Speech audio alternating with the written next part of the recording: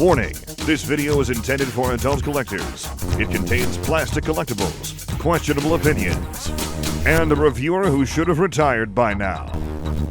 You have been warned. This is Random Review.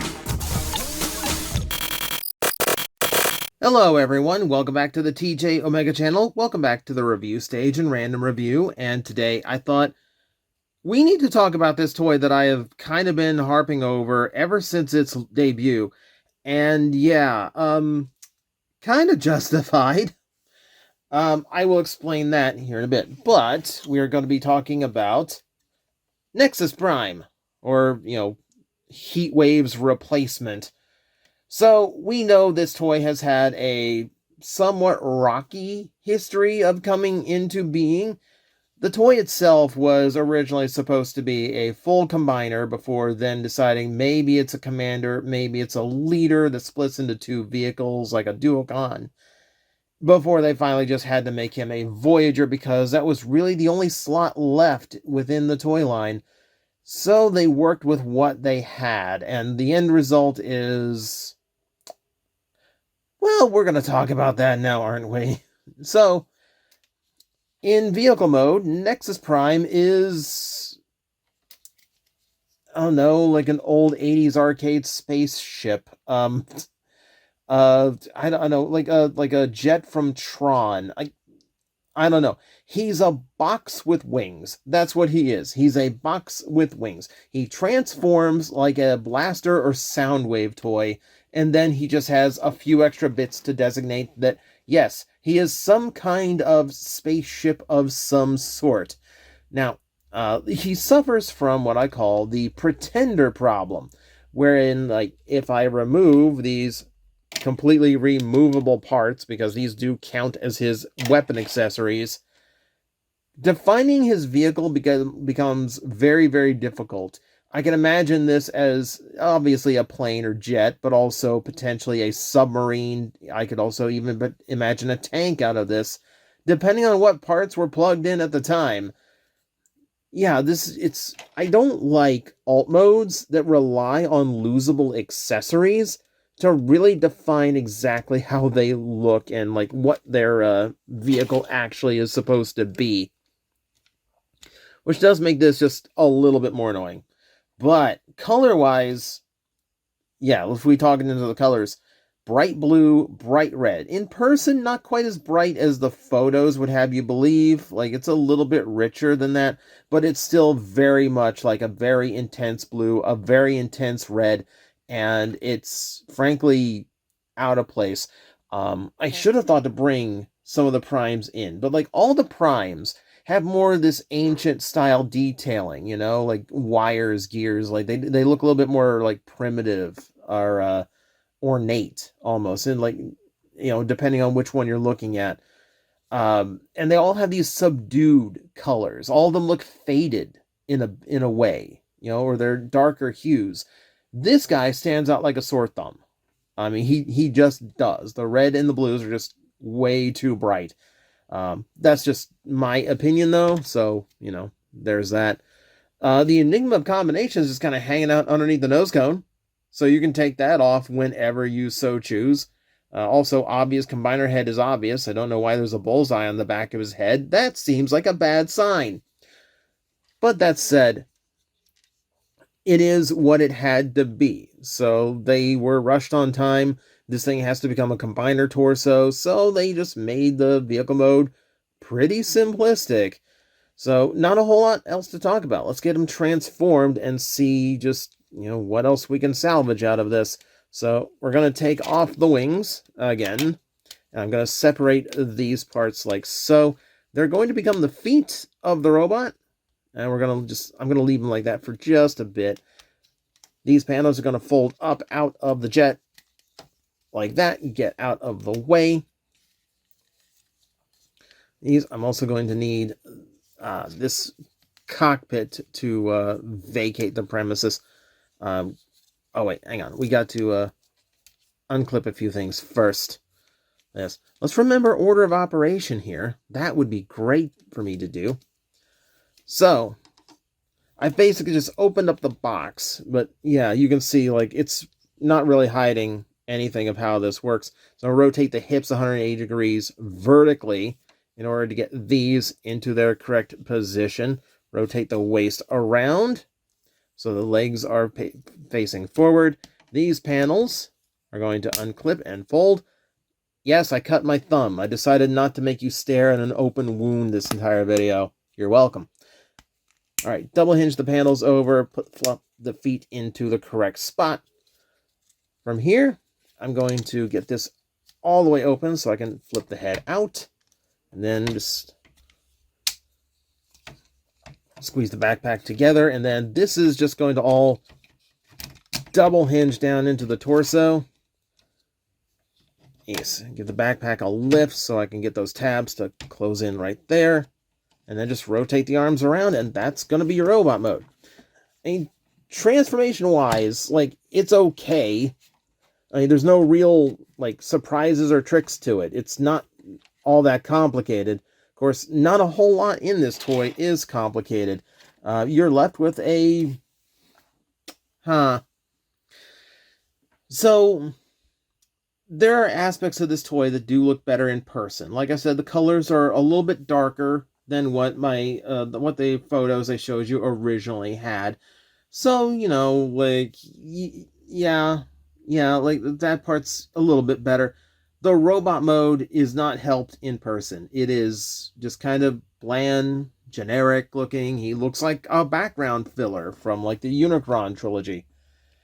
We zoom in, yes, he does have the Heatwave colors and that little yellow spot in the middle that should kind of represent where the spark crystal was on the original toy.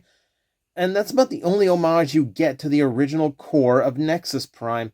Everything else is basically just based on how he looked in Transformers 1. And again, the Primes there did look kind of generic. They just kind of looked like... They looked like fan art Transformers. Like the first time like a 3D CGI fan artist attempted a Transformer model, he looks like that. You know, not a whole lot of definition, not a whole lot of stuff hanging out to make him unique. He's just kind of a guy, which is really unfortunate. I mean, it really is. So, I mean, it does mean he is, you know, somewhat clean. He has the big, you know, cockpit as a backpack. That's a little bit annoying, but, you know, that's pretty typical kibble on a Transformer. Everything else is just kind of fine. Like, you got little hits of gold across the robot just to kind of break him up a little bit. If I bring in, say, you know, Vortex, you know, he does have that. He does have, like, a little bit more size to him. I will say he is a little bit more solid feeling than some Voyager class toys. I'll give him that much. You know, I think that's just because of how boxy his nature is. He just kind of feels more solid while you're messing with him. But man, he needs help. He needs some kind of help. Yeah, I'm not crazy on the look. Yeah, I'm not. I'm sure some people out there are gonna love how the design came across.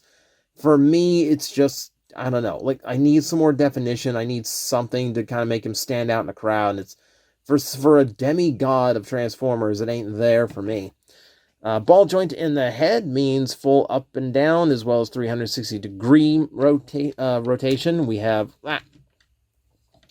We have universal shoulder joints, but, you know, I guess if you start popping hinges, you can get butterfly out of them too. See, 360 degrees on the bicep, 90 degrees at the elbow. He has wrist swivel, but because he has these guns sculpted into the top of his fists, they can be a little bit hard to use. It's easier when he's holding on to something. We have a waist joint that's 360 degrees. You'll have to move the backpack to get all the range out of it.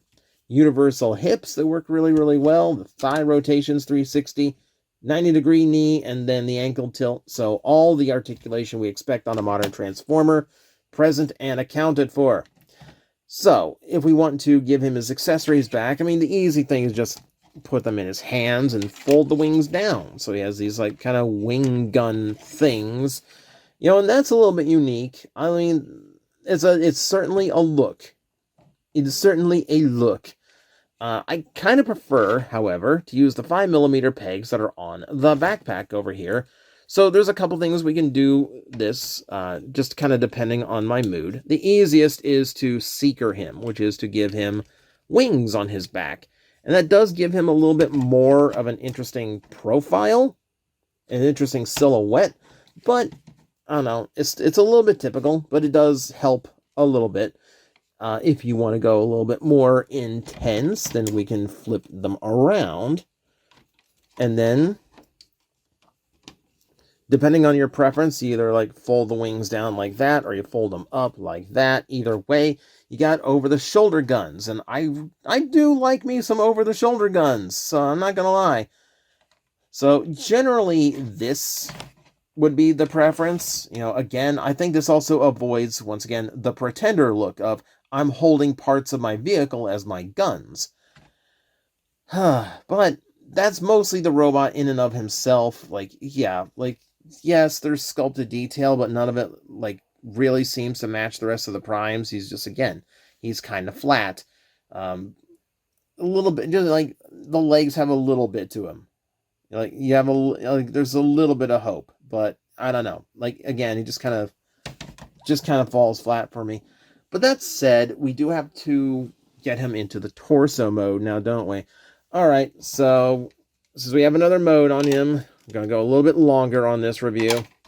Now, getting him into his actual torso mode is basically very akin to his jet mode. You're only really changing a few things from there, really. So I'm going to fold the head back down. I'm going to get all of these parts back the way they were. Get the feet ready for their next position. We'll get there once we get them folded out. All right, so rotate the hips again all the way back around. There we go, just like that. Again, we've rotated 360 degrees.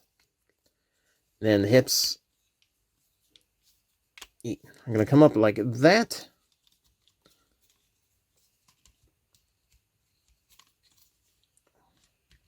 Right like that, and they're going to tab in when you close those flaps. Now, differences here in what we are doing. I mean, for starters, obviously we're going to leave the head out and the cockpit out, but there's a few other things to do here. So first, we got to keep these folded up against the chest, and then these are going to rotate around. Make sure these tabs line up over here. So to rotate this so that the cannon faces inward, and then just lower down, that's going to tab in like that. Do the same thing on this side. This will probably look better if you can actually rotate the hands all the way around so that the backside of the fists is outward. But again, those wrists are actually pretty annoying to use, so we're not doing that this time. I'm just advising you. All right, with that done, on the feet here, we're now going to fold that hinge in and then tab right into that gray spot right there. So there we go. That's going to form the midsection of our new combiner torso. Make sure the right hinge folds, or we're not going to reach all the way. There we go. And then we finish this off by bringing the cockpit section all the way back down. People in the comment section who spotted the mistake halfway through and go like, oh, look, he's screwing it up. He's screwing it up. Yes, I was. All right, let me get everything reconnected here. You have to get that lined up first and then close the legs down in so it tabs everything together correctly. And then we fold all that down, fold all that up so the Enigma gets tucked away. Did I even show you that the Enigma is removable? Yes, it is. It's 5mm posted so he can hold it. Well, there you go. And then, yeah, that's your torso mode. Now, to cover up these gaps a little bit, you're going to use the wings again. So once again, we're kind of depending on the accessories to do some of the heavy lifting here. But that's going to give you the torso. Now, I'm giving you a close-up look here, but really you want to see it inside of a combiner torso. So I'm going to jump cut now, and I'm going to show you what that looks like. And here you go, the entire point of the toy. This is Nexus Prime combined with the Superion frame, the only frame as of right now that we know he fits into. So take a wild guess which frame they're going to eventually repaint in order to make this guy an actual combiner someday. But yeah, this, I will be completely honest and fair, is actually better than I thought it was going to be from photos. So the torso itself, like, I'll be honest, it looks better in person than it photographs, and that was actually like kind of a shock to me. I mean, it does look like it's just made out of spare robot bits cobbled together, like those are obviously his arms. But compared to the other modes that are so blocky, this actually has some unique shaping to it. This has some angles showing, especially, using the nose cone as kind of like the centerpiece of the chest, and, the enigma of combination back there too. Like this kind of works. I'm not gonna lie here. Like, and you do have a little bit of like narrowness in the waist that's a little bit weird. So, like, he does look a little bit just, like, scrawny for the body. But it's a better job than I actually expected, to be honest with you. I guess I can just go ahead and show you just for those curious. The bot's arms, like, they clip in just like they would on Silverbolt. There are actual grooves dedicated to actually slotting these in and holding on to them. So, it's not like it's like forced in. Like, they actually did kind of figure this out to a degree. So that is Nexus Prime. Yeah, like, I will admit the torso came out better than I expected, but the rest is pretty much what I was anticipating. The toy is dull. It just is. And it's a poor fit with the other primes. I appreciate that they wanted to do one that was based on Transformers 1, since that was one of the few times we got to see all 13 primes all together in any fiction, animated or otherwise. But oh my god, it didn't work in this situation. But I don't know, given the circumstances behind the toy, like, it's pretty much the only way they could get one out in this toy line. So I'll accept it for now, knowing full well that someday this is going to get better. But for now, thank you all for watching. Hope you are now educated on a somewhat controversial or divisive figure. And as always, I will see you next time. Hello everyone, I am Astral Agent Magnetar, a Tokusatsu VTuber, and I am streaming 4 times a week over on Twitch, Monday, Tuesday, and Wednesday afternoons, and a special late night one on late Friday/early Saturday. So come watch, come hang out, and let's make an impact together.